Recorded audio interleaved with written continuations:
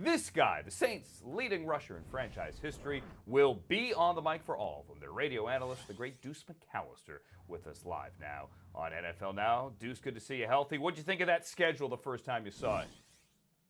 It's always interesting when you see that schedule. I mean, because the things that you try to go off of is what teams have added to their roster as well as what they've been able to accumulate the years before. It's interesting to see is their coaching staff change? Did they change offensive coordinators? Different things of that nature. You want to be able to see, and so from a player standpoint, first thing, a couple things for the Saints guys, they want to see, all right, when do we go to Chicago?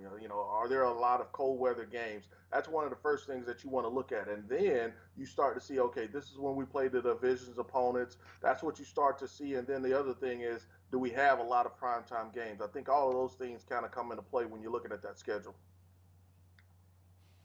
Well, other than primetime, you get the 4 o'clock national window on CBS week number 1. But, the Bucs have a new quarterback.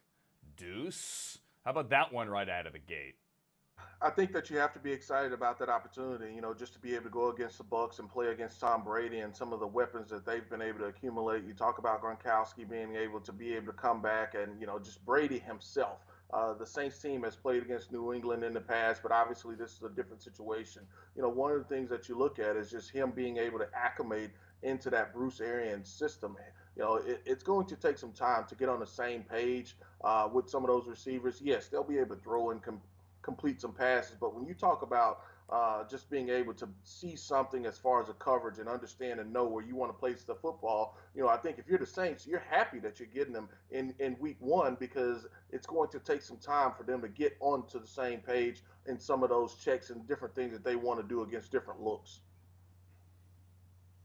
Yeah, its continuity is going to be huge. It's a great point. The fact that you have Sean Payton and Drew Brees together here, that gives you a leg up really over everyone in the division, not named the Falcons. Curious, do you feel differently, Deuce, about the Tom Brady signing because of the current environment? If they were on the field right now, last weekend for minicamp, it would be one thing. But they're not, and we don't know when they would be on the field. Does this change everything? I think you're 100% correct that this changes a lot of things when you look at what Brady and his receivers are having to go through.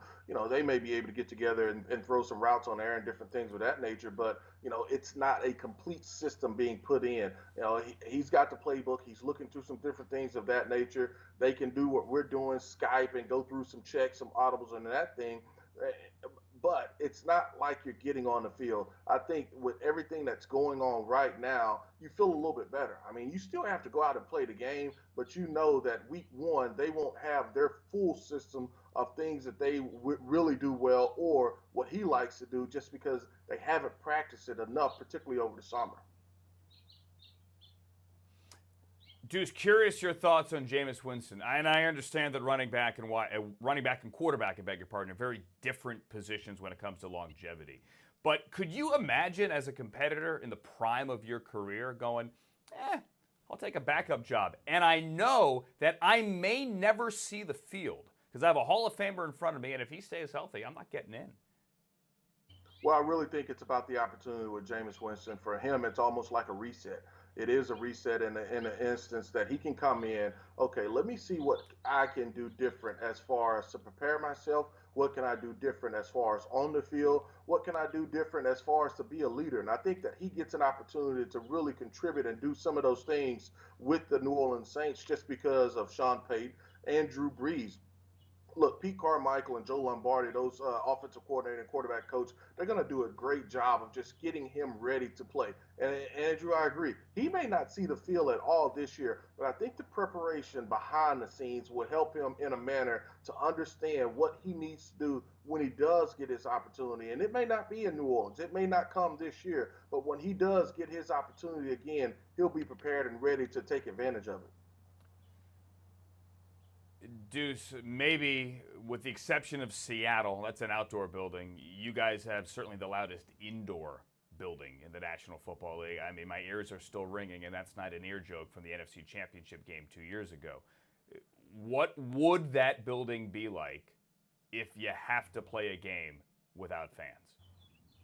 It would be very tough. I think, that's the emotion that you were able to ride off of, and a lot of guys would have to adjust how they play just because they do feed off of that crowd, that extra energy to get them going. It would be different. I mean, you'll have to go out and do it if that's what you have to do, but it would definitely be different. And I think, from an advantage standpoint, teams can take advantage of it because, not only for the Saints, but every team, they won't have that advantage. Some teams may not have the option to maybe pick up 3 or 4 false start penalties because the crowd is so into that game, and just the energy to be able to get those guys that extra ump that you need to be able to go out and be successful. It would make a difference if those fans aren't in the crowd. I mean, fascinating. I don't think anyone knows how they would do it, but like, would they pump in crowd noise, and could all stadiums do that? I mean, so many unanswered questions. And that's not a crowd noise joke or alleging anything in New Orleans or Minnesota or anywhere for that matter in an indoor building. But you get my point. We'll find out perhaps in September. Deuce McAllister, again, good to see you, sir. Glad that you and the family are doing well. Hope to talk again soon.